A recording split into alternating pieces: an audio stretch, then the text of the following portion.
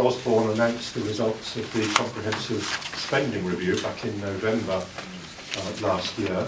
And the main message was the government would continue its drive to reduce the national debt, and as a result it would be necessary to cut public spending.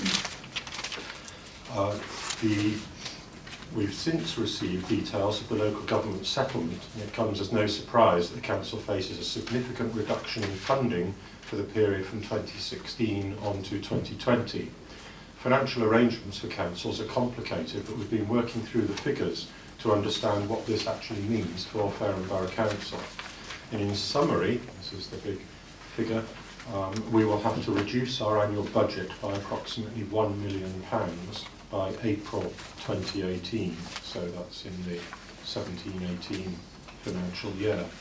So putting the figure of 1 million into context, since 2008 we've successfully identified £5 million in annual savings. And our net budget, so that's after we've had the money in and spent the money out, that the net budget that we have is now less than £9 million annually.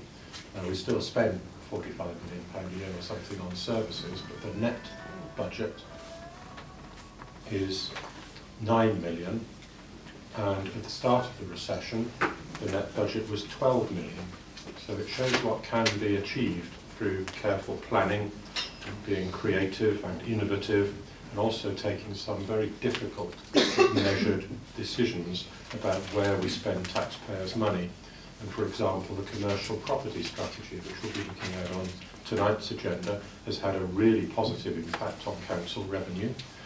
And also, if it wasn't for our work with Vanguard as well to help transform our services, then the budget gap would be much higher. In fact, if you take the commercial property elements and the income there, and the savings which have been achieved through Vanguard, by themselves, that's worth about £1 million a year.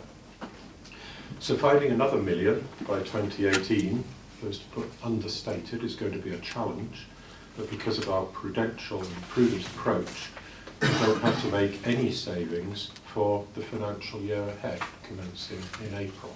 So no savings are needed for the next financial year, so there's no need for any sudden knee-jerk decisions or reactions. But what I have done is to ask the Chief Executive Officer to start work now on closing that budget gap, and to bring forward proposals to the Executive which we can consider later in the year, so that we're well prepared and can minimise the impact on our customers and of course on our residents and our staff.